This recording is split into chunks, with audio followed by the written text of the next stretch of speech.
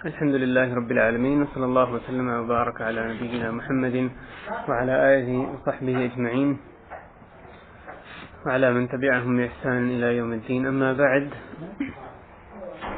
قال الله تعالى: الله لا إله إلا هو الحي القيوم لا تأخذه سنة ولا نوم له ما في السماوات وما في الأرض من ذا الذي يشفع عنده إلا بإذنه يعلم ما بين أيديهم وما خلفهم ولا يحيطون بشيء من علمه إلا بما شاء وسع كرسيه السماوات والأرض ولا يؤوده حفظهما وهو العلي العظيم. رب اشرح لي صدري ويسر لي أمري واحلل عقدة من لساني يفقهوا قولي. سبحانك لا علم لنا إلا ما علمتنا إنك أنت العليم الحكيم.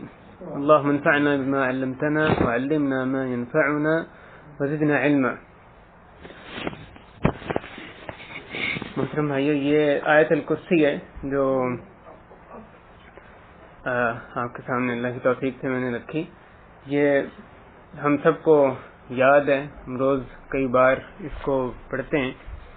اللہ کی توفیق سے اسی آیت کے بارے میں آج ہم گفتگو کریں گے. اس کے پہلے بعض فضائل مختصراً ان کو سمجھنے کی کوشش کرتے ہیں، اور پھر اس کے جو معنی اس کے اندر رکھے ہیں ان کو اختصار کے ساتھ پیش کرتے ہیں.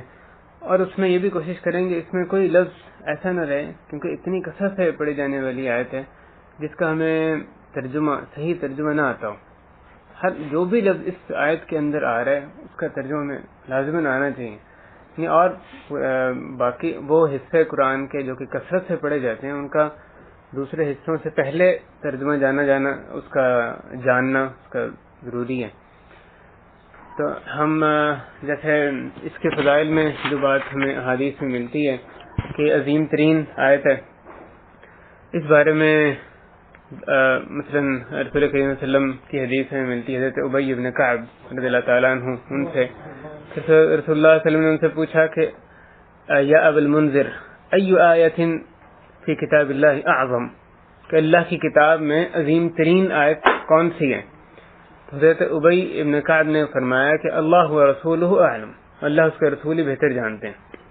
رسول اللہ صلی اللہ علیہ وسلم نے دوبارہ پوچھا کہ اللہ کی کتاب میں عظیم ترین آیت تمہارے نزدیک کون سی ہے؟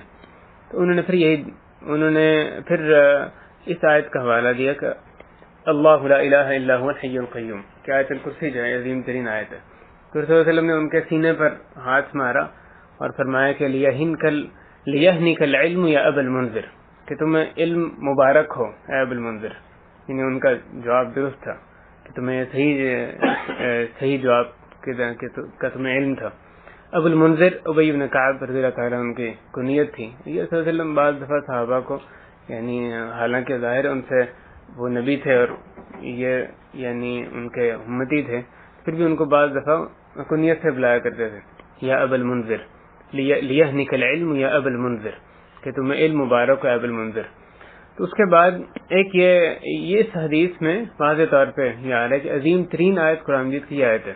ایک دو حضرت عمر رضی اللہ تعالیٰ عنہ وہ نکلے، انہوں نے ساتھیوں سے پوچھا کہ عظیم ترین آیت اللہ کی کتاب میں کون سی ہے؟ حضرت ابن مسعود وہاں موجود تھے. انہوں نے کہا کہ لقد سقطت علی خبیر، کہ آپ باخبر آدمی کے پاس آئے ہیں پوچھنے کے لیے.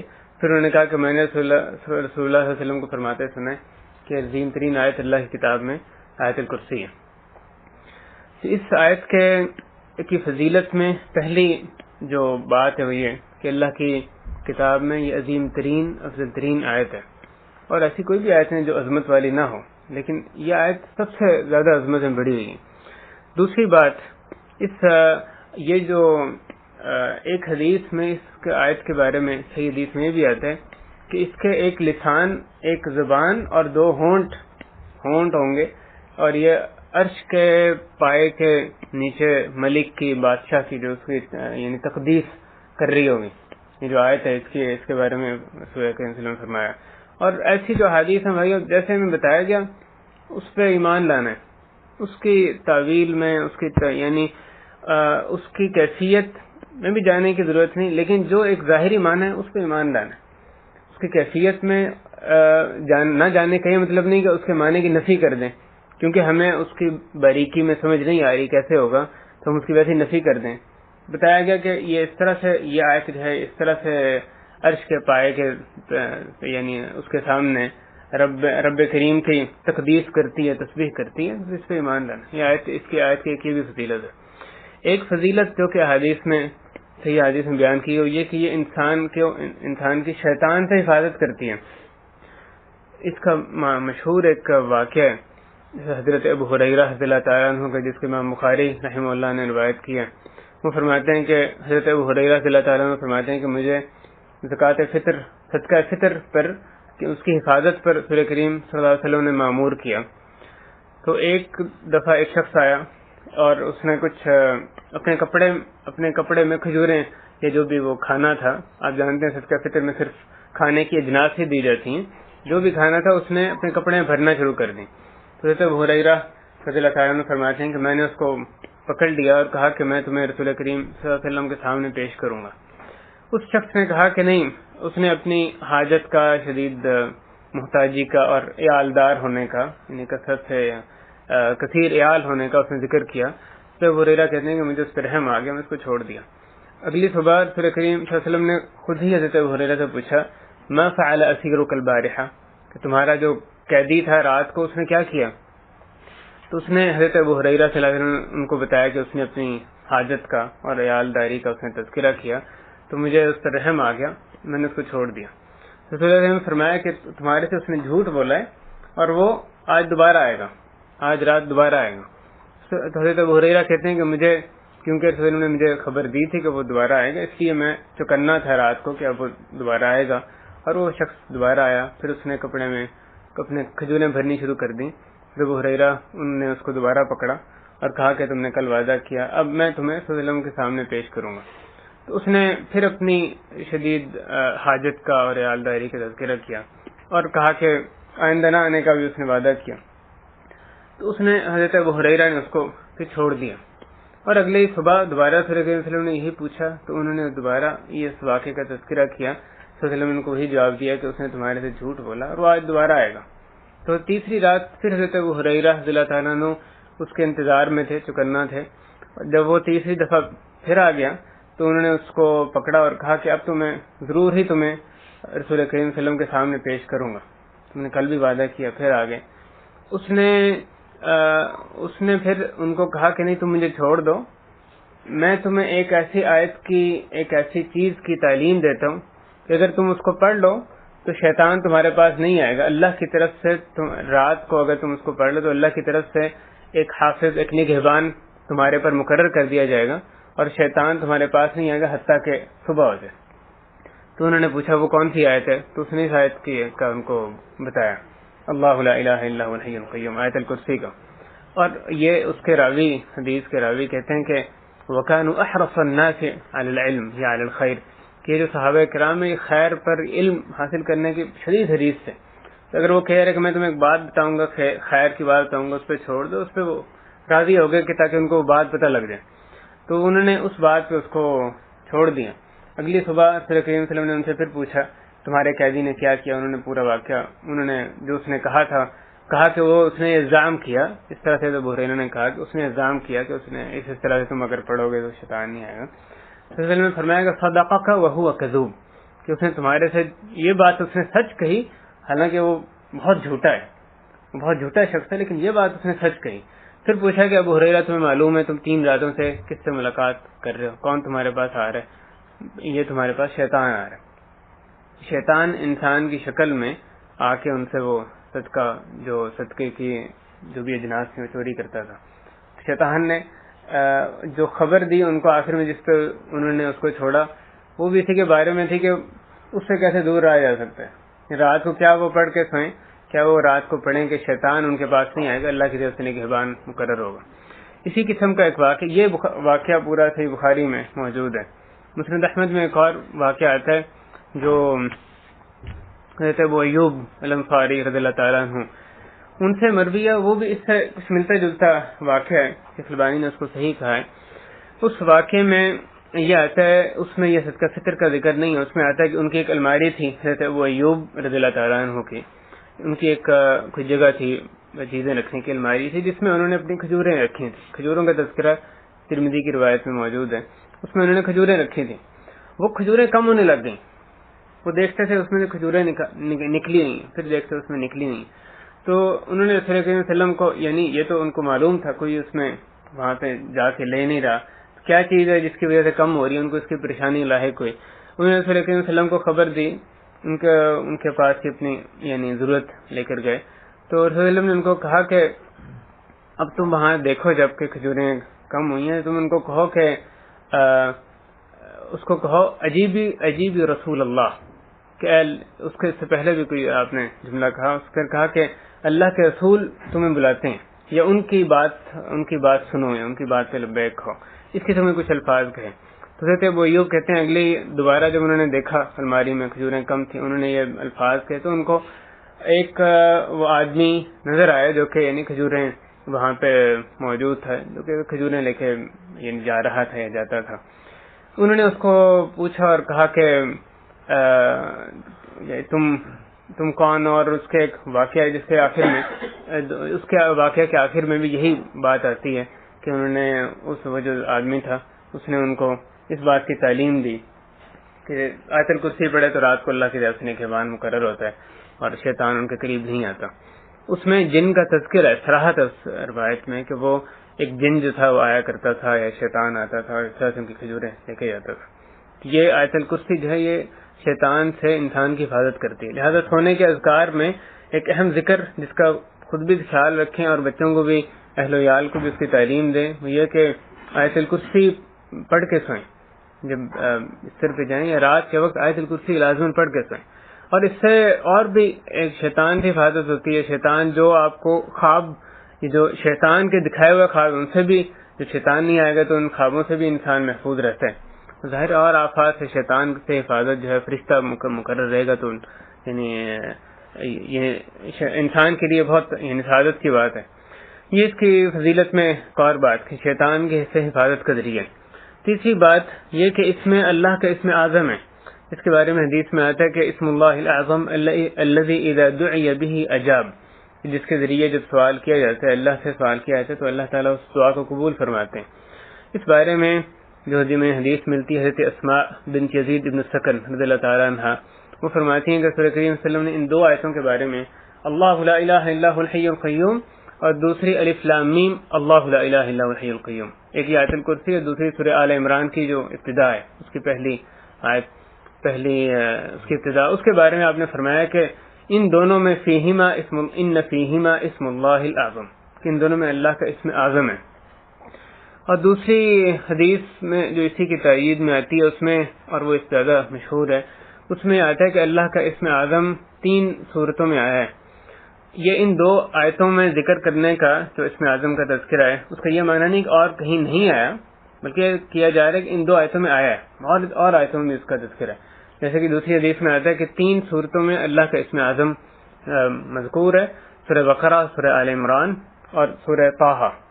حدیث کے ایک جو سند میں ایک راوی آتے ہیں ہشام ابن عمار، وہ دمشق کے خطیب تھے، تو انہوں نے اس حدیث کی یہ تعویل بتائی. حدیث اتنی ہی ہے کہ یہ بقرہ، آل عمران اور طٰہٰ میں اللہ کا اسم اعظم ہے. یعنی پہلی حدیث میں تو ان 2 آیتوں کی تخصیص کی گئی، دوسری حدیث جو اس میں صرف ان 3 صورتوں کا تذکرہ کیا گیا لیکن آیتوں کی تخصیص نہیں ہے. وہ جو راوی ہیں ہشام بن عمار، وہ کہتے ہیں کہ یہ مراد اس میں یہ آیتیں ہیں سورہ بقرہ میں یہ اللہ، سورہ آیت الکرسی، اور آل عمران میں جو اس کی ابتدا جہاں سے ہوتی ہے الف لام میم اللہ لا الہ الا هو الحی القیوم، اور سورہ طٰہٰ میں وعنت الوجوہ للحی القیوم، تو اس میں بھی حی القیوم کا تذکرہ ہے. تو وہ اس بات کو انہوں نے اس قول کے ذریعے اس بات کو ترجیح دی کہ حی القیوم جو ہے اللہ کے اسم اعظم ہے. بہرحال اس میں اور اقوال بھی ہیں، لیکن یہ بات کہ ان 3 صورتوں میں آیا اور ان 2 آیتوں میں آیا، یہ تو صراحت سے نص میں نہیں ہے، واضح ہے. ممکن ہے وہ لا الہ الا اللہ یا لا الہ الا ہو یہ یا الحی القیوم. الحی القیوم کا بہت یعنی بڑی تعداد علماء کی اس کو اسم اعظم قرار دیتے ہیں کہ جب بندہ دعا مانگے اور ان اسماء کے ساتھ، اسماء حسنہ کے ساتھ وہ دعا مانگے تو زیادہ امکان ہے کہ اللہ تعالیٰ اس کی دعا قبول فرمائیں گے. یہ اس کی ایک اور فضیلت ہے کہ اس آیت میں اسم اعظم آیا ہے. اور آخری چیز جس پہ فضائل کی بات ختم کریں گے وہ یہ کہ ہر نماز کے بعد پڑھنے کی فضیلت آئی ہے حدیث میں اس آیت الکرسی کو. رسول کریم صلی اللہ علیہ وسلم نے فرمایا کہ من قرأ دبر كل صلاة مكتوبة آیت الکرسی لم يمنعه من دخول الجنة الا ان يموت، کہ جس کسی نے ہر فرض نماز کے بعد آیت الکرسی پڑھی تو اس کے جنت میں داخل ہونے میں کوئی اور رکاوٹ نہیں سوائے اس کے کہ وہ مر جائے. یعنی اس کے صرف موت جو ہے وہ جنت میں داخل ہونے میں رکاوٹ ہے. یعنی اس کے جنت میں داخل ہونے کی اس کو بشارت دی گئی جو ہر نماز کے بعد آیت الکرسی کو پڑھے.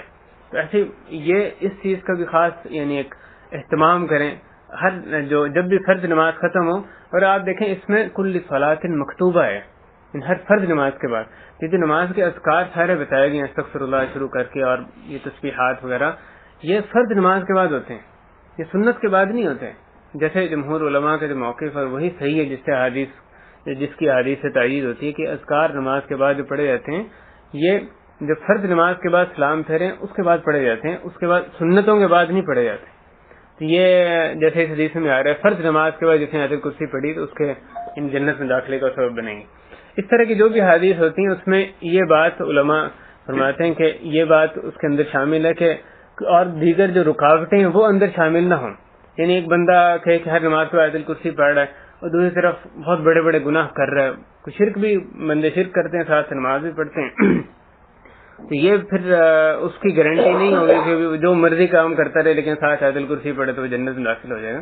اس قسم کی بشارتیں جو بھی حدیث میں آتی ہیں اس میں دیگر جو رکاوٹوں کا نہ ہونا وہ بھی ایک اندر بات اس میں شامل ہے، اسی صورت میں ہی یہ بشارتیں جو ہیں وہ پوری ہوں گی. مقصد یہ کہنے کا کہ بندہ ایسی بشارتوں پہ تکیہ نہ کر بیٹھے کہ جو ایک برائیوں کا جو عمل ہے برائیوں کا دروازہ اپنے سامنے کھول لے کے جو مرضی کریں لیکن یہ اس بشارت کو پورا کر دیں تو بس ہم انہیں بخشوائے ہوئے ہیں. یہ آیت الکرسی کے بعد فضائل ہیں، اس کے علاوہ بھی دیگر فضائل یعنی میں ملتے ہیں. اس کے معنی کے تعلق سے ہم ان کے الفاظ پہ بھی غور کرتے ہیں، اس کے بعد جو معنی مختصراً آئے ہیں اس پہ اللہ کی توفیق سے بات کرتے ہیں. اس میں 10 جملے ہیں، اس صورت میں تو کل 10 جملے ہیں، 10 باتیں بتائی گئی ہیں. پہلی بات اللہ لا الہ الا ہو، یہ پہلا جملہ. الحی القیوم دوسرا. لا تأخذه سنة ولا نوم له ما في السماوات وما في الأرض من ذا الذي يشفع عنده إلا بإذنه يعلم ما بين أيديهم وما خلفهم ولا يحيطون بشيء من علمه إلا بما شاء وسع كرسيه السماوات والأرض ولا يؤوده حفظهما وهو العلي العظيم. یہ کل 10 جملے جو آیت الکرسی جن کو ملا کے آیت الکرسی بنتی ہے. اس کی ابتدا اللہ کے اس نام سے ہوتی ہے، اللہ کے نام سے، بابرکت نام سے، جس کا اطلاق جاہلیت میں بھی لوگ اللہ کی بابرکت ذات کے علاوہ کسی پر نہیں کرتے تھے. ان کے جو دیگر معبودان باطلہ تھے ان کو معبود تو کہتے تھے. اللہ کا جو لفظ ہے لفظ جلالہ اس کا اطلاق وہ صرف ایک اللہ رب العالمین ہی کے لیے کیا کرتے تھے. تو یہ ساری آیت اللہ کی تعریف و توصیف میں آ رہی ہے. اس آیت کی ابتدا اسی سے ہوتی ہے کہ اللہ وہ اس طرح ہے، وہ اس طرح ہے، اس کی یہ صفات اور اسماء جو ہیں وہ اس کی ہیں. اللہ پہلی صفت جو اس کی بتائی گئی لا الہ الا ہو، اس کے علاوہ کوئی معبود برحق نہیں ہے، اس کے علاوہ کوئی معبود نہیں ہے. مراد یہ ہے کہ معبود تو بہت ہیں جن کے لوگ عبادت کرتے ہیں، وہ خواہشات کو معبود بنائیں یا بت ہوں یا قبر ہو یا کوئی پیر فقیر ہو، یعنی بہت معبود تو لوگوں نے بہت بنائے ہیں، یا عیسیٰ علیہ السلام ہو یا عزیر ہو، لیکن معبود برحق کوئی نہیں ہے. ایسا کوئی معبود نہیں جو کہ عبادت کا مستحق ہو. جب ہم کہتے ہیں لا الہ الا اللہ تو اس میں یہ بات شامل ہے کہ کوئی معبود ہے اللہ کے علاوہ کوئی معبود برحق نہیں ہے. معبود ہیں لیکن سارے سب کی باطل عبادت ہو رہی ہے، وہ ان میں سے کوئی عبادت کا مستحق نہیں ہے. تو اللہ کے علاوہ اس اللہ وہ ذات ہے جس کے علاوہ کوئی معبود برحق نہیں ہے، کوئی ایسی ذات نہیں جو کہ عبادت کے مستحق ہو. الہ اس کو کہتے ہیں جو اس کی عبادت کی جائے، معبود کو عبادت جو بھی اس کی قسم ہے، یعنی وہ کرنے کے کام جیسے نماز ہے، سجدہ ہے، یا نظر و نیاز ہے، یا دل سے جو عبادت کے کام ہے، توکل ہے، خوف ہے، امید ہے، اس طرح سے دل سے عبادت کرنے کے کام ہے یا زبان سے کرنے کا کام ہے. عبادت کی جو بھی اقسام ہے وہ اللہ کے لیے مخصوص ہے، اس میں کسی بھی اور کو شریک کرنا، خواہ افضل ترین جو نبی ہی کیوں نہ ہو، وہ بھی اللہ کی ذات میں شرک ہوتا ہے. لا الہ الا ہو. پھر آگے اللہ تعالیٰ نے اپنی 2 صفات کا تذکرہ کیا، الحی القیوم. ان دو صفات کا تذکرہ کر کے اس کے معبود برحق ہونے کی بھی ان دو صفات میں دلیل موجود ہے کہ وہی صرف معبود ہے جو کہ اس کا مستحق ہے کہ اس کی عبادت کی جائے، کیونکہ الحی القیوم یہ صرف اسی کی صفات ہیں۔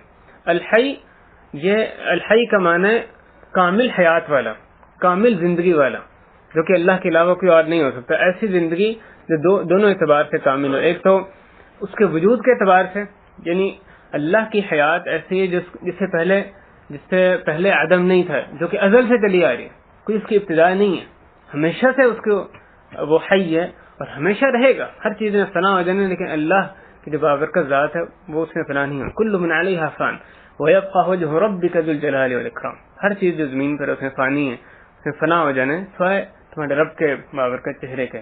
جب رب کا چہرہ کا ذکر کیا تو مراد رب کی ذات ہوتی ہے، سوائے رب تعالیٰ کی ذات کی اس میں فنا نہیں ہو، تو اس کی حیات کی نہ کوئی ابتدا ہے نہ انتہا ہے، اس اعتبار سے وہ کامل ہے، اور دوسرے صفات کے حساب سے بھی وہ کامل ہے۔ اس کی حیات جو ہے اس میں کسی قسم کا، اس کی ایسی زندگی، اللہ تعالیٰ کی جو زندگی ایسی زندگی ہے جس میں کسی قسم کا نقص نہیں ہے، بلکہ کامل ترین زندگی، ہر اعتبار سے وہ کامل زندگی۔ القیوم جو دوسری صفت ہے، اس کا معنی یہ ہے کہ ایسی ذات جو القائم بنفسہ، جو خود اپنی بذات خود اپنے بلبوتے پر قائم ہو، اس کو کسی اور کی ضرورت نہیں ہے، اپنے وجود کے لیے، اپنے قائم رہنے کے لیے کسی اور کا وہ محتاج نہیں۔ القائم علی غیرہ، اور دوسری بات یہ کہ باقی ہر چیز اپنے قائم رہنے کے لیے اس کی محتاج ہو، خود صرف وہ یہ نہیں کہ خود وہ اپنے ذات پر، اپنے بلبوتے پر قائم ہے، اپنی طاقت کے سے وہ قائم ہے، اس کو کسی کی ضرورت نہیں، بلکہ اس میں دوسرا معنی بھی شامل ہے کہ ہر دوسری جو تمام مخلوقات ہیں اس کے ماں سوا جو بھی ہے وہ اسی کے سہارے سے ہی قائم ہے، اگر اس کا سہارا نہ ہو تو کوئی اور چیز قائم نہیں رہ سکتی۔ الحی القیوم، جیسے اللہ تعالیٰ نے فرمایا ان اللہ یمسک السماوات والارض ان تزولا، اللہ تعالیٰ بے شک یقینا اللہ تعالیٰ آسمان و زمین کو تھامے ہوئے ہے کہ وہ گر جائیں، یعنی اگر وہ اس نے نہ تھاما تو وہ اگر قائم نہ رکھے تو کوئی چیز قائم نہیں رہ سکتی۔ افمن هو قائم علی کل نفس، ہر نفس پر، ہر جاندار پر وہی اسی کو قائم رکھے، یعنی اللہ تعالیٰ اس کو قائم رکھے ہوئے، تو وہ خود بھی قائم، اپنے خود سے قائم ہے، اور ہر دوسری چیز اسی کے بلبوتے پر قائم ہے۔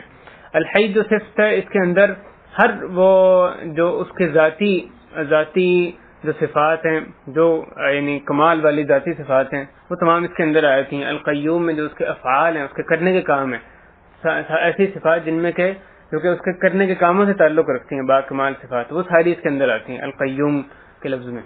الحی القیوم، اور شیخ الاسلام ابن تیمیہ رحمہ اللہ کے بارے میں ابن قیم فرماتے ہیں کہ وہ ان دو اسماء کا کثرت سے ذکر کرتے تھے، یا حی یا قیوم برحمتک استغیث، جب ان کو مشکل آتی تو اس کا کثرت سے ذکر کرتے تھے، حی القیوم کے ذریعے سے اللہ سے دعا کرتے، اور وہ ابن تیمیہ فرمایا کرتے تھے کہ اللہ تعالیٰ اس کے ذریعے مشکلات کو آسان فرماتے ہیں۔ الحی القیوم، اور ان دو صفات میں اس کا دیگر جو معبودان ہیں ان کے باطل ہونے کا بھی تذکرہ موجود ہے۔ کوئی اور ایسی ذات نہیں جو کہ الحی ہو اور القیوم بھی ہو، ان دونوں میں سے کوئی صفت، دونوں یعنی کوئی ایک صفت بھی کسی اور کے لیے مناسب نہیں ہے۔ کوئی ایسا نہیں جو کہ ہمیشہ سے زندہ ہو، ہمیشہ رہنی ہو، جس کی کامل زندگی ہو، اور کوئی ایسی ذات بھی نہیں جو کہ خود اپنے بلبوتے پہ قائم ہو، ایک تو یہ، اور نہ ایسی کوئی ذات ہے جو کہ کسی اور کو جو مکمل طور پہ دوسرے کو قائم رکھے ہوئے ہو، بلکہ وہ ایک بعض اعتبار سے دوسرے کا خیال رکھ رہا ہوتا ہے انسان، لیکن ہر اعتبار سے ممکن نہیں کہ ایک انسان دوسرے انسان کا، کسی جانور کا، کسی اور کا خیال نہیں رکھ سکتا۔ اللہ ہی کی ذات ہے جو تمام مخلوقات کو تھامے ہوئے، ان کی پرورش کرنے والی۔ لا تأخذہ سنۃ ولا نوم، اگلے دوسرے جملے میں فرمایا گیا کہ اس کو نہ اونگ آتی ہے نہ ہی نیند آتی ہے۔ اس میں یہ نہیں فرمایا کہ وہ سوتا نہیں، تاکہ بلکہ اس سے زیادہ، اس سے بھی یعنی ابتدائی سٹیج ہے، اس سے زیادہ مبالغت کا صحیح ہے کہ اس کو نیند آتی ہی نہیں۔ سونا انسان کے اختیاری فعل بھی ہو سکتا ہے، خود سے وہ سوتا نہیں، لیکن نیند نہیں آتی، نیند اس کے پاس نہیں جاتی، تو نیند کا غلبہ بھی نہیں ہوتا، نہ وہ اپنے اختیار سے سوتا ہے نہ ہی اس کو نیند آتی ہے، نہ زبردستی اس کو سونا پڑتا ہے نہ اپنے اختیار سے سوتا ہے، اور بلکہ نیند تو کیا، اس سے جو پچھلی سٹیج ہوتی ہے صرف اونگ آنا، وہ بھی اس کو نہیں آ سکتی۔ لا تأخذہ سنہ، سنہ کہتے ہیں اونگ کو، لا تأخذہ سنہ، ایک اونگ اس کو نہیں آ سکتی، اور یہ اس کی جو کامل حیات ہے اور جو کامل قیومیت ہے، جس کا پچھلی دو صفات جو جن کا تذکرہ کیا گیا، ان کا تقاضا ہے کہ لا تأخذہ سنۃ ولا نوم، کیونکہ یہ کامل زندگی کا تقاضا ہے یہ نقص ہوتا ہے, یہ کمی ہے انسان میں کہ وہ سوتا ہے. جانور میں کمی ہے کہ وہ سوتا ہے کیونکہ تھک جاتا ہے اس لیے سوتا ہے. اللہ مالک کو نہ تھکاوٹ لاحق ہوتی ہے, اس کو سونے کی کوئی ضرورت ہے. اور اگر وہ ایک لمحے کے لیے اس کو اونگ آ جائے, اگر وہ اس کو نیند ایک لمحے کے لیے بھی اس کو لاحق ہو جائے, تو آسمان و زمین کا سارا نظام تر بتر ہو جائے گا, کیونکہ وہ اسی نے اس کو تھاما ہوا ہے. تو اس کی جو حی کی صفت ہے اور قیوم کی صفت, دوسروں کو تھامنے کی صفت, دوسروں کو کا پرورش کرنے کی, اس کا بھی یہ تقاضا ہے کہ وہ اس کو ایک لمحہ بھر کے لیے بھی, پلک جھپک کے لیے بھی اس کو نہ اونگ آتی ہے نہ ہی اس کو نیند آتی ہے. اہل جنت کے بارے میں پھر صلی اللہ علیہ وسلم نے فرمایا کہ ان کو وہ نہ بیمار ہوں گے, نہ ان کو کوئی تھکاوٹ لاحق ہوگی, نہ ہی وہ سوئیں گے, اس لیے کہ وہ تھکاوٹ لاحق نہیں ہوگی. ان کو اپنے دوبارہ فریش ہونے کے لیے سونے کی ضرورت کہاں سے پڑنی ہے, تھکاوٹ ہی نہیں, سونے کی بھی ضرورت نہیں پڑی. تو اہل جنت سے سونے کی نفی کی, ان کو سونے کی ضرورت ہی نہیں پڑے گی. تو یہ سونا ایک صفت نقص ہے, نقص کی صفت ہوتی ہے جو اللہ تعالیٰ اس سے یعنی منزہ ہے, اس سے پاک ہے. لا تأخذه سنة ولا نوم له ما في السماوات وما في الأرض, جو کچھ آسمانوں اور زمین میں ہے تمام اسی کا ہے, تمام اسی کا ہے, اسی کی اس پہ ان پہ بادشاہت ہے, اسی کی سلطنت ہے, اسی کا تصرف اسی کی قدرت کے اندر ہے جو کچھ آسمانوں اور زمین میں.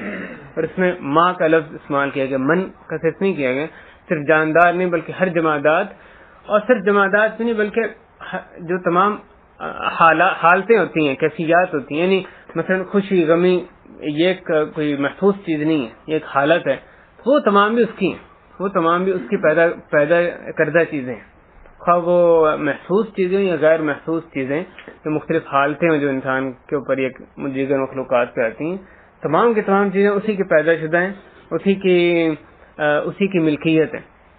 اور بھائیو اس میں یہ بات جیسے اللہ تعالیٰ نے فرمایا ان کل من فی السماوات والارض الا آتی الرحمن عبدا, کہ ہر چیز جو آسمان و زمین میں ہے وہ اللہ کے پاس عبد بندہ بن کے آنے والی ہے, اس کا غلام بن کے آنے والی ہے. لقد احصاهم وعدهم عدا, اللہ تعالیٰ نے ان کو شمار کر رکھا ہے, ان کو گھیر رکھا ہے اپنے علم کے ذریعے سے, اس کو علم و قدرت کے ذریعے سے ان کو گھیر رکھا ہے. وعدهم عدا, اور ان کو ایک ایک کر کے شمار کر رکھا ہے. وَكُلُّهُمْ آتِيهِ يَوْمَ الْقِيَامَةِ فَرْدًا, اور ان میں سے ہر ایک اللہ کے پاس انفرادی طور پہ یعنی فرد کے طور پہ انفرادی طور پر آنے والا ہے, اللہ کے سامنے حاضر ہونے والا ہے. اللہ تعالیٰ اس قیامت کو ہمارے پر, اس کی ہولناکی اس کو ہمارے پر آسان کرے. لا تأخذه سنة ولا نوم له ما في السماوات وما في الأرض, اس میں یہ بات بھی شامل ہے کہ اگر تمام چیزیں اللہ ہی کی ملکیت ہیں, ساری کائنات اسی کی ملکیت ہے, تو انسان پر حکم بھی اسی کا ہی چلنا چاہیے. یعنی انسان کو جو اس کے احکامات ہیں اس کو اچھے لگیں یا نہ لگیں, کیونکہ وہ اسی کی ملکیت ہے. تو یہ مالک کا کام ہے, ایک بندے کا کام ہے کہ وہ اپنے سید کی, اپنے آقا کی وہ پیروی کرے, اس کی بات مانے. یعنی یہ کیسا بندہ ہے, کیسا اس کا مملوک ہے, یا کیسا ایک غلام ہے تو اپنے آقا کی نافرمانی کرے, اس کو سمجھ آئے نہ ہے, لیکن وہ اس کا آقا ہے, اس نے بات مانی اور خوشی سے مانی. اور دوسری بات ہے ایک تو شرعی احکام, دوسری بات ہے کہ جو اس کے تکوینی احکام ہیں, یعنی جو اس کے قضاء و قدر کے جو معاملات ہیں جو اللہ تعالیٰ خود کرنے کے کام, اس پر بھی بندہ راضی رہے کہ اس کی ملکیت ہے, جو کچھ آسمان و زمین ہے وہ ساری اس کی ملکیت, اس میں جو چاہے وہ کرے. لا يسأل عما يفعل وهم يسألون, اس سے پوچھا نہیں جاتا جو کچھ وہ کر رہا ہے, اور ان سے پوچھا جاتا ہے, لوگوں سے پوچھا جائے گا تم نے ایسے کیوں کیا کیوں نہیں کیا. رب تعالیٰ سے نہیں پوچھا جاتا, اس کی تو ملکیت ہے ساری چیزیں, اس کی ہر چیز حکمت اور عدل پہ مبنی ہے. صلی اللہ علیہ وسلم نے جب ان کے اپنی بیٹی کو انہوں نے تعزیت کی, ان للہ ما اخذ وله ما اعطى, کہ جو اللہ نے لے لیا, جب ان کے بیٹے یعنی نواسے فوت ہو رہے تھے تو انہوں نے ان کو تعزیت ان الفاظ میں کہ ان للہ ما اخذ, جو کچھ لے لیا وہ اللہ کا ہے, ان للہ ما اخذ وله ما اعطى, جو کچھ دیا وہ بھی اس کا ہے. ہر چیز کے ایک مقرر مدت اس کے ہاں معلوم ہے, بس تم صبر کرو اور احتساب کرو, یعنی اس کا اجر, مصیبت کا اجر اللہ سے طلب کرو. تو یہ بات کہ ہر چیز اللہ کی ہے, اس سے انسان کو تسلی ہوتی ہے. جب کوئی مصیبت آتی ہے تو اللہ نے ایک چیز دی تھی, اس نے دے لی, اللہ تعالیٰ جیسے چاہے اس پہ تصرف کرے. اس کو اعتراض کا دل میں کوئی شائبہ بھی لانے کا, غم ہونا ایک فطری بات ہے, لیکن اس پہ اعتراض ہونا اللہ کی قضاء و قدر پہ, اللہ کے کسی بھی کام جو کرنے کا کام ہے اس پہ, یہ ایک مسلمان کو یعنی زیب نہیں دیتا. یہ لہو ما فی السماوات وما فی الارض, اس میں دونوں معنی شامل ہیں, تو اس میں راضی رہنے. من ذا الذی یشفع عنده الا باذنہ, کون ہے وہ ایسا کون شخص ہے جو کہ اس کے پاس سفارش کرے, شفاعت کرے سوائے اس کی اجازت سے, سوائے اللہ کی اجازت سے. یہ پہلے دور میں بھی اور اب کے دور میں بھی کتنے لوگ اس پہ تکیہ لگائے ہوتے ہیں. فلاں جو خواہ وہ بڑا پہنچا ہوا نیک آدمی ہو، خواہ وہ نبی ہو یا کوئی پیر فقیر ہو یا ولی ہو اللہ کا، اس کے اگر ہم نے اس کو خاص طرح سے اس کا تقرب حاصل کر دیا تو اللہ کے ہماری شفاعت کر دیں گے، سفارش کر دیں گے. تو اللہ تعالیٰ اس کی نفی فرما رہے ہیں کہ کون اس کے ہاں سفارش کر سکتا ہے سوائے اس کی اجازت سے. تو اللہ کے ہاں سفارش کرنا کسی کے بس کی بات نہیں. کوئی ایک ہیبت والا جو بادشاہ ہوتا ہے اس کی مجلس میں بھی کسی کو یہ مجال نہیں ہوتی کہ اس کے سامنے کسی کی سفارش کرے، کچھ ایسے کسی کے بارے میں اس سے بات کرے. اس کی جو کمال ہیبت ہوتی ہے اس کی وجہ سے کوئی اس کے سامنے بات نہیں کر سکتا. اور کہاں وہ یعنی کوئی مقابلہ نہیں ہے، صرف ایک بات سمجھانے کے لیے ہوتی ہے. ورنہ اللہ رب العالمین کے دربار میں کوئی سفارش کرے بغیر اس سے کہ اس کو اجازت ہو، کیسے ممکن ہے؟ شفاعت صرف تبھی ہو سکتی ہے جب ایک یہ کہ جو شفاعت کر رہا ہے اس سے اللہ راضی ہو، اس کو اجازت دے کہ تم شفاعت کر سکتے ہو، اور جس کے بارے میں شفاعت کی جا رہی ہے اس سے راضی ہو. تم اس کے بارے میں شفاعت کر سکتے ہو اور جس چیز کی شفاعت کی جا رہی ہے اس پہ بھی راضی ہو. جیسے اللہ تعالیٰ نے فرمایا لا یشفعون الا لمن ارتضى، کہ وہ شفاعت نہیں کرتے یا کر سکتے سوائے جس سے کہ اس شخص کے لیے جس سے کہ وہ راضی ہو. تو اللہ تعالیٰ کے پاس شفاعت صرف وہی شخص کر سکتا ہے اور اسی کے لیے کر سکتا ہے، اور اسی بات کے بارے میں کر سکتا ہے جس کے بارے میں اللہ تعالیٰ راضی ہو، جس کے بارے میں اس کی اجازت ہوگی تو شفاعت کرے گا، ورنہ شفاعت نہیں کر سکتا. حتیٰ کہ افضل ترین مخلوق رسول کریم صلی اللہ علیہ وسلم ان کی بھی مجال نہیں کہ وہ اللہ کی اجازت کے بغیر شفاعت کریں. وہ جو لمبی حدیث جس کو حدیث شفاعت کے نام سے جو معروف ہے، مسلم آتی ہے، اس میں رسول اللہ علیہ وسلم فرماتے ہیں کہ قیامت کے دن لوگوں کو جب یہ قیامت کی جو ہولناکی ہوگی وہ اس کی تپش اور لمبا اس میں کھڑا ہونا، اس سے لوگ تنگ آ جائیں گے. حساب کتاب شروع ہونے کی وجہ سے سفارش کروانا چاہیں گے تو وہ پھر پہلے آدم علیہ السلام کے پاس جائیں گے، وہ اپنے گناہ کا تذکرہ کریں گے، پھر نوح علیہ السلام کے پاس جائیں گے، وہ اپنی دعا کا تذکرہ کریں گے، وہ آگے لوگوں کو حضرت ابراہیم علیہ السلام کے پاس بھیج دیں گے، وہ اپنے 3 جھوٹوں کا تذکرہ کریں گے. اور آگے صلی اللہ علیہ وسلم فرماتے ہیں کہ انہوں نے 3 جھوٹ جو بولے ان میں سے کوئی جھوٹ اپنی ذات کے لیے نہیں بولا بلکہ اللہ کے دین کے لیے بولا. پھر ابراہیم علیہ السلام ان کو موسیٰ علیہ السلام کے پاس پھیر دیں گے کہ وہ کلیم اللہ ہیں اور یہ ہیں، تو وہ ان کے پاس جائیں گے، وہ اپنے اس کو قتل کرنے کا جو نفس کو ان سے قتل ہو گیا اس کا تذکرہ کریں گے. وہ ان کو عیسیٰ علیہ السلام کے پاس بھیجیں گے، روح اللہ اور کلمت اللہ. عیسیٰ علیہ السلام ان کو رسول کریم صلی اللہ علیہ وسلم کے پاس بھیجیں گے، لوگوں کو ان کی طرف پھیر دیں گے. اور پھر جب وہ ادھر آئیں گے تو رسول اللہ کہیں گے انا لہا کہ میں اس کے لیے ہوں، میں اس کے لیے ہوں. آپ رسول کریم صلی اللہ علیہ وسلم وہاں کھڑے ہوں گے، رب تعالیٰ کے سامنے جائیں گے، ان کے سامنے سجدہ ریز ہو جائیں گے. اور آپ فرماتے ہیں کہ ایسے کلمات اللہ تعالیٰ مجھے اس وقت یعنی الہام کریں گے جو کہ اس وقت ہی ان کلمات میں اللہ کی تسبیح یا اس کی تعریف کروں گے جو کہ اس وقت مجھے الہام کیے جائیں گے. جب تک اللہ چاہے گا وہ سجدے میں رہیں گے پھر اللہ تعالیٰ فرمائیں گے کہ اپنا سر اٹھاؤ اور اپنے مانگو تمہیں دیا جائے گا، اشفع تشفع، اب تم شفاعت کرو تمہاری سفارش قبول کی جائے گی. پھر وہ شفاعت کریں گے، حساب کتاب شروع ہونے کے لیے شفاعت کی جائے گی. اور پھر بعد میں سفارش اور بھی شفاعت کا تذکرہ آتا ہے جو اہل جنت میں سے احادیث میں تذکرہ ہے کہ جنتیوں کے جنت میں داخلے کی شفاعت کی جائے گی. پھر کئی جہنمی ہوں گے جو کہ صلی اللہ علیہ وسلم کی شفاعت ہے یا دیگر انبیاء کی شفاعت ہے وہ جہنم سے اپنی یعنی جو اپنے کبائر کی وجہ سے گناہوں کی وجہ سے اس میں ڈال دیے گئے ہوں، سفارش کی وجہ سے ان کو اس میں وہاں سے نکال کے جہنم سے جنت میں ڈالا جائے گا. یہ وہ رسول اللہ علیہ وسلم کی جو ذات تھی، ان کی ہستی، وہ بھی ان کی بھی مجال نہیں کہ وہ جب تک ان کو اجازت نہ دی جائے اشفع تشفع تب تک وہ شفاعت کرے. تو کوئی اور کسی کی شفاعت کر دے گا بغیر اس کی اجازت کے، کیسے ہو سکتا ہے؟ تو اس پر بندہ تکیہ کر بیٹھے فلاں میری شفاعت کر دے گا، اس کی قربت حاصل کر لے، تو ممکن ہی نہیں. من ذا الذی یشفع عنده الا باذنہ یعلم ما بین ایدیہم وما خلفہم. اللہ تعالیٰ جانتے ہیں جو کچھ ان کے آگے اور جو کچھ پیچھے. آگے سے مراد ہے جو کچھ مستقبل میں ہونے والا ہے اس کو بھی اللہ جانتے ہیں، اور جو کچھ ماضی میں انہوں نے کیا اس کو بھی اللہ جانتے ہیں.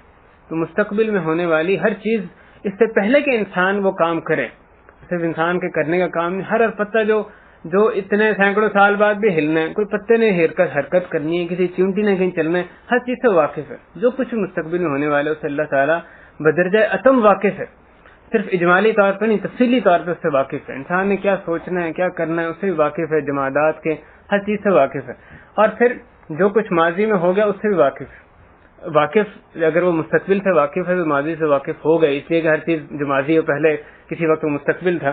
لیکن یہاں ماضی کا جو تذکرہ کیسے یہ بھی پتہ چلتا ہے کہ وہ ماضی کو بھولتا نہیں ہے. جیسے اللہ تعالیٰ نے فرمایا وما کان ربک نسیا، فرشتوں کی زبانی فرمایا کہ وما تنزل الا بامر ربک، ہم تمہارے رب کی اجازت سے ہی، اس کے حکم سے ہی نازل ہوتے ہیں. لہ ما بین ایدینا وما خلفنا وما بین ذلک وما کان ربک نسیا، اسی کے لیے جو کچھ آگے ہے، جو کچھ پیچھے، اور جو کچھ اس کے درمیان ہے. اس وقت جو موجود ہے، یعنی ایک تو مستقبل ہے، ایک ماضی اور ایک حال ہے. حال سے بھی وہ واقف ہوگی، اسی کا. آگے وہ کہتے ہیں کہ وما کان ربک نسیا، تمہارا رب بھولنے والا نہیں ہے. تو ماضی سے وہ بترجم ہر تفصیل سے وہ واقف ہے، وہ اس کو بھولتا نہیں ہے. لہ یعلم ما بین ایدیہم وما خلفہم ولا یحیطون بشیء من علمہ الا بما شاء. باقی جو لوگ ہیں ان کی نقص کا تذکرہ کیا، اللہ کی صفت کمال کا تذکرہ کر کے مخلوقات کی صفت نقص کا تذکرہ کیا گیا کہ ولا یحیطون بشیء من علمہ، اس کے علم کا، جو اس کو اللہ تعالیٰ کا علم ہے، اس کا یہ لوگ صرف اتنا ہی احاطہ کر سکتے ہیں، اتنا ہی اس کے علم سے حاصل کر سکتے، اس کا علم سے حاصل نہیں کر سکتے سوائے جتنا کہ وہ چاہے. الا بما شاء، صرف جتنا وہ چاہے اپنے علم سے اتنا کسی کو عطا کر دیتا. باقی اس کے علم کے تو غبار کو بھی یہ نہیں پہنچ سکتے، کوئی مخلوق نہیں پہنچ سکتی اس کے علم کو، یعنی حاصل کرنا دور کی بات. صرف جتنا وہ چاہے، جس کو چاہے اتنا اس کو عطا کرتا ہے. اور اس میں یعنی مخلوق کی اللہ تعالیٰ کے کمال کا تذکرہ، ایک طریقہ یہ بھی ہے کہ اللہ کے کمال کا تذکرہ کیا جاتا ہے، اور پھر دیگر تمام مخلوقات کے نقص کا تذکرہ ہے کہ اللہ کی کمال، صفت کمال ہے علم، اور باقی سب کی صفت نقص ہے کہ ان کا علم نہ ہونا سوائے کہ جتنا کہ اللہ چاہے. اس آیت کے دو معنی مفسرین نے لکھے ہیں، جیسے امام ابن کثیر لکھتے ہیں.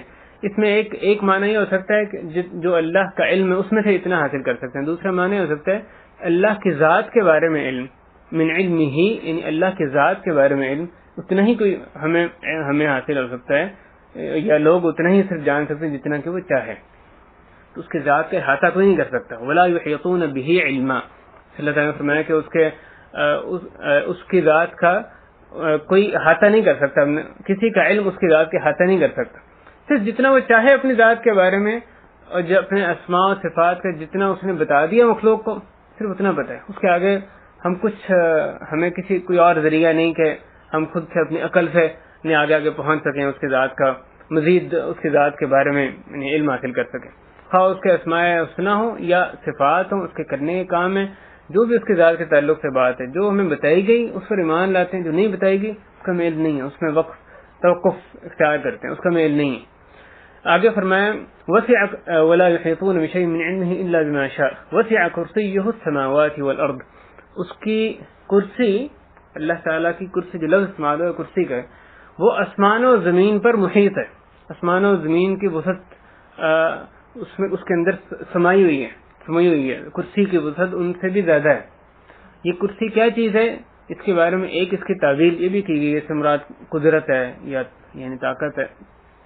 لیکن جو صحیح حدیث میں اس کی ہمیں تشریح ملتی ہے، جیسے کہ حضرت عبداللہ بن عباس رضی اللہ تعالیٰ عنہما، ان سے یہ موقوفاً یعنی ان کا اپنا قول یہ مروی ہے کہ کل الکرسی جو ہے یہ رحمان کے قدموں کی جگہ ہے. اس میں یہ حدیث بے شک موقوف ہے، ان کا اپنا قول ہے، لیکن علماء فرماتے ہیں کہ کیونکہ یہ بات خود اپنی ذاتی اجتہاد سے نہیں کی جا سکتی، یہ لازماً انہوں نے سنی ہے تو فرما رہے ہیں، اس لیے یہ اس کا حکم وہی ہے جیسا کہ جو کہ حدیث کا حکم ہوتا ہے. لیکن بھائی جیسے میں نے پہلے ذکر کیا، الکرسی موضع قدمی الرحمن، اس سے آگے عقل نہیں لڑانی. یعنی کس طرح سے اس کو ایک لمحے کے لیے بھی ہمارے ذہن میں یہ نہ آنے پائے کہ اللہ تعالیٰ کا قدم اس سے کسی بھی مخلوق کے قدم سے یعنی اس کی مشابہت ہے، یہ نہیں آنا چاہیے. اس کی تکییف یعنی اس کی کیفیت بیان کرنا، یہ اس پہ بالکل عقل نہیں لڑانی. اللہ کی جو صفات جن کا تذکرہ کیا گیا، جیسا ہمارے سامنے آتا ہے اس پہ ایمان لائیں، اس کو معطل بھی نہیں کرنا کہ اس کا کیونکہ ہمیں سمجھ نہیں آ رہی اس کا، یہ ہم اس کا انکار ہی کر بیٹھے، یہ نہیں کرنا. لیکن اس کا انکار نہ کرنے کا مطلب نہیں کہ اس کی کیفیت میں پڑ جائیں یا کسی سے اس کو تشبیہ دینے لگ جائیں، اس کی کوئی مثال بیان کرنے لگ جائیں، یہ نہیں ہونا چاہیے. اللہ تعالیٰ کی جیسی صفات کا تذکرہ ہے اس پہ ایمان لائیں بغیر اس کی آگے کیفیات میں جائے ہوئے یا اس کی کسی کے ساتھ اس کو تشبیہ دیے ہوئے. کرسی کے بارے میں دوسری جو مرفوع حدیث ہمیں صحیح حدیث ملتی ہے وہ یہ کہ سارے آسمان و زمین، سارے ساتوں آسمان اور ساری زمینیں، ساتوں زمینیں، وہ اگر جمع کر دی جائیں، ان کو پھیلا کر جمع کر دیا جائے، لیکن صلی اللہ علیہ وسلم فرماتے ہیں کہ وہ کرسی کے مقابلے میں اس طرح جیسا کہ ایک انگوٹھی کھلے بیابان میں پھینک دی جائے, کھلا بیابان صحرا ہو, اس پہ ایک انگوٹھی پھینک دی جائے تو کیا اس کی حیثیت ہے؟ سارے آسمان و زمین کرسی کے مقابلے میں اتنا یہ حیثیت رکھتے ہیں. آگے آپ نے فرماتے ہیں کہ عرش جو ہے وہ کرسی کے مقابلے میں اتنی عظیم مخلوق ہے کہ جیسے وہ صحرا اس انگوٹھی کے مقابلے میں. عرش جو ہے اللہ کی جو یعنی سب سے اوپر اللہ نے جو مخلوق پیدا کی ہے, عظیم ترین مخلوق, اس کے بارے میں یہ فرمایا گیا. تو کرسی اس حدیث میں بھی اس کا ایک صفت کا تذکرہ آ رہا ہے کہ ایک یعنی جسمانی چیز ہے, ایک محسوس چیز ہے کہ سارے آسمان و زمین اس کے مقابلے میں کوئی حیثیت نہیں رکھتے, ایک انگوٹھی کے مانند جو کھلے صحرا میں پھینک دیے جائے. آگے فرمایا گیا ولا یؤودہ حفظہما, کہ اللہ تعالیٰ کو ان کی حفاظت کرنے میں, آسمان و زمین کی حفاظت کرنے میں کوئی مشقت حاصل نہیں ہوتی, کوئی تھکاوٹ نہیں ہوتی. اللہ تعالیٰ نے جب پیدا کیا سارے آسمان و زمین تب بھی اس کو کوئی مشقت لاحق نہیں ہوئی, جیسے سورہ قاف میں فرمایا گیا وما مسنا من لغوب, ہمیں کوئی تھکاوٹ لاحق نہیں ہوئی. اور اب ساری ان کی حفاظت کرنے میں بھی اس کو کوئی تھکاوٹ لاحق نہیں ہوتی. اس کے لیے تو حقیر چیزیں, اس کے لیے کوئی ایک بندے کا پیدا کرنا یا سب بندوں کا پیدا کرنا اس کے لیے برابر ہی, سارے آسمان و زمین پیدا کرنا یہ اس کے لیے کوئی مشکل نہیں ہے. انسان اس کو اپنے پہ قیاس نہ کرنے لگے, کسی مخلوق پہ قیاس نہ کرنے لگے تو اس کے لیے مشکل ہے, اور یہ مشکل کام ہے تو اور یعنی مشکل ہے. جو چھوٹی چیز پیدا کرنا اس کے لیے آسان ہے, بلکہ اللہ کے لیے ہر چیز آسان ہے. کن فیکون, جو بھی بڑی سے بڑی چیز ہے اس نے کہنا ہو جائے تو ہو جاتی ہے, اس سے آگے اس کو یعنی کسی چیز کی ضرورت نہیں ہوتی. اور یہ وہی ہے جو کہ حفاظت کرنے والے ہیں, سارے آسمان و زمین کی حفاظت کرنے والا ہے. ولا یؤودہ حفظہما وہو العلی العظیم, اس کا اختتام ہوتا ہے کہ وہ علی بلند ہے, صفت علو اس کے العلی, اللہ کے اس میں ایک اسماء الحسنی سے ایک کا ذکر ہو رہا ہے, اللہ کے اسم گرامی العلی, عبد العلی بھی نام ہو سکتا ہے, اور دوسرا العظیم, وہ عظیم بھی ہے.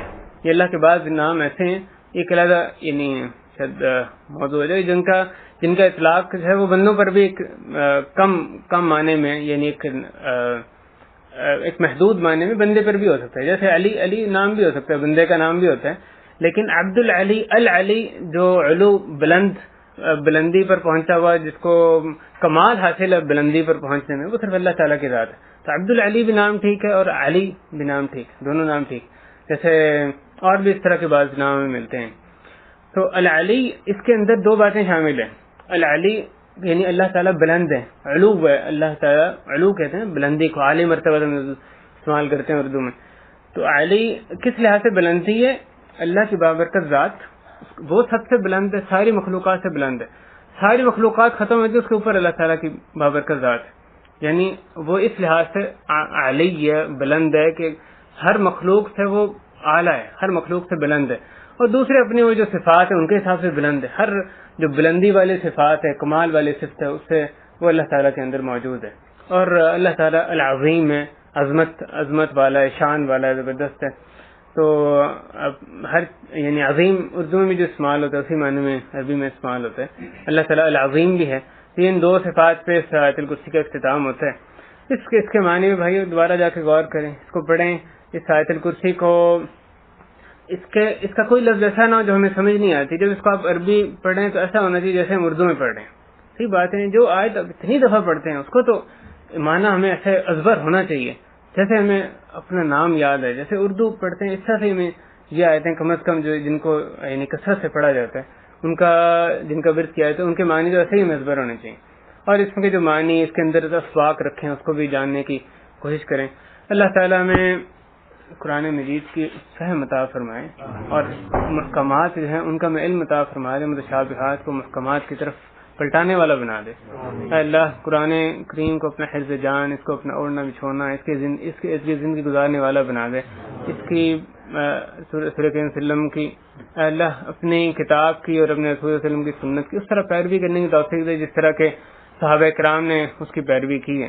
اے اللہ ہمارا بیٹھنا اپنی بارگاہ میں قبول فرما لے, اس کو اپنی خالص فرما دے. ہمارے اس کی وساطت سے, اس کے وسیلے سے اے اللہ ہمارے گناہ معاف فرما دے. اے اللہ ہمارے بھائیوں کی دنیا میں جو بے شمار جگہوں پہ مشکلات ہیں ان کی مشکلات آسان فرما دے. اے اللہ جو مظلوم لوگ ہیں ان کو ظلم سے نجات دلا دے. ہمیں بھی اپنے تمام مظلوم بھائیوں کے حتی الاستطاعت مدد کرنے کی توفیق عطا فرما. صلی اللہ وسلم علی نبینا محمد وعلی آلہ وصحبہ اجمعین. اور اہل خانہ کے لیے بھی خصوصی دعا کریں جو مجلس ہے اس کو اللہ تعالیٰ ان کے لیے خیر و برکت کا باعث بنائے, ان کے رزق میں, ان کے گھر والوں میں, ان کے گھر میں ان کے کاموں میں اس کو برکت کا باعث بنائے، اور اس میں کہنے والا سننے والے اور جو انتظام کرنے والے تمام کو اس کا بھرپور اجر عطا فرمائے۔ صلی اللہ وسلم علی نبینا محمد وعلی آلہ وصحبہ اجمعین، وآخر دعوانا ان الحمد للہ رب العالمین۔ الحمد للہ رب العالمین، وصلی اللہ وسلم وبارک علی نبینا